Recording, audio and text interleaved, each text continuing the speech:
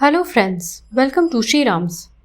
The topic for today's discussion is cooling off period for civil servants.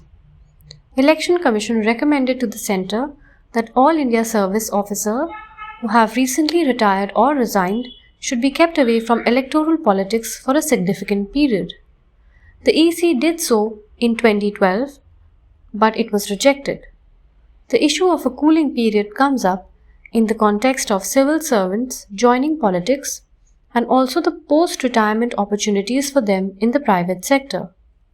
There is an associated issue of the private sector employees joining the government at the middle and the higher level.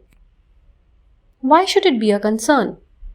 Civil servants who resign or retire and join politics may be seen by the public as having done favors to the political party that gives them tickets.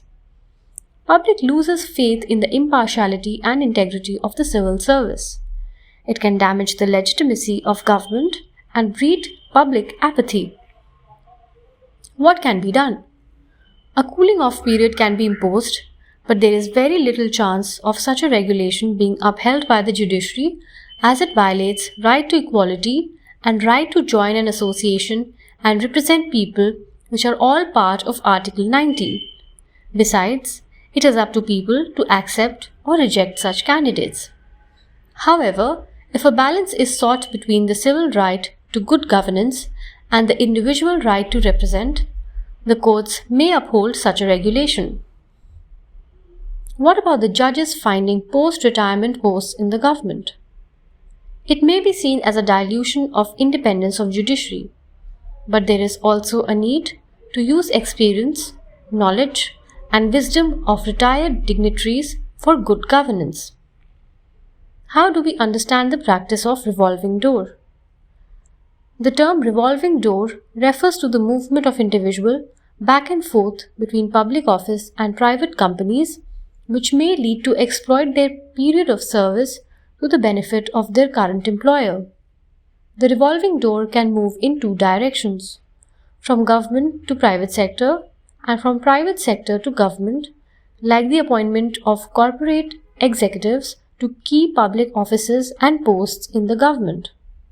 It raises the possibility of a pro-business bias in policy formulation.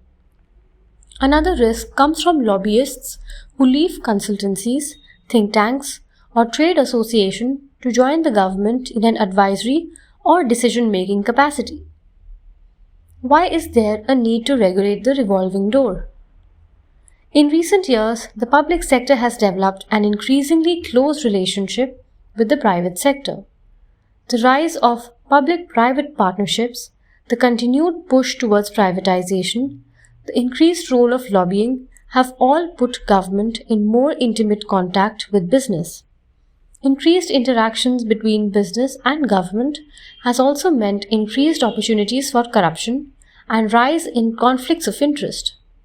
In order to enhance transparency in policy making and preserve the public interest, we need to strengthen legal frameworks to better regulate the revolving door. The aim is not to completely close the door, since the movement of skilled experts between sectors helps to bring innovation and different perspectives into the government and business. Instead, we need to prevent the abuse of it. How do rules in India seek to regulate and restrict revolving door? In 2017, the Department of Personnel and Training made the following rules. Civil servants are not allowed to join a private company for a commercial appointment for a period of 1 year from the date of their superannuation. They have to take prior permission from the central government. They need to declare clear service records, particularly with respect to integrity and dealings with NGOs. They need to mention that the proposed emoluments and pecuniary benefits being offered to them are in conformity with the industry standards. They also have to declare that the organization in which he or she is seeking employment is not involved in activities which are in conflict with or prejudicial to India's foreign relations, national security, and domestic harmony, and it is not undertaking any activity for intelligence gathering. Lastly, they have to declare that the employment which he or she takes up will also not entail activities which are in conflict with or involve activities prejudicial to India's foreign relations, national security, and domestic harmony. Well, that's all for today. I hope you enjoyed today's podcast.